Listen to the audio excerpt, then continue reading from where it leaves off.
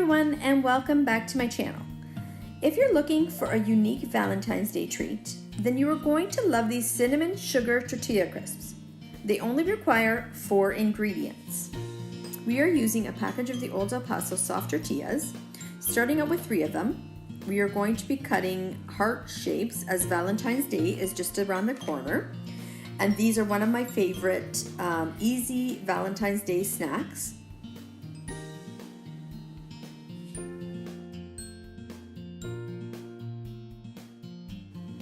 Once you're done cutting all your shapes, we're going to place them on a lightly sprayed baking sheet.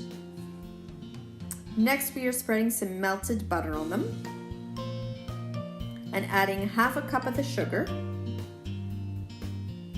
with half a teaspoon to a teaspoon of cinnamon.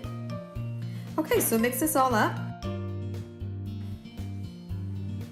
And then we're going to sprinkle the cinnamon and sugar mixture over the tortilla shapes, just like this. Bake at 350 for 8 to 10 minutes. And there you have it.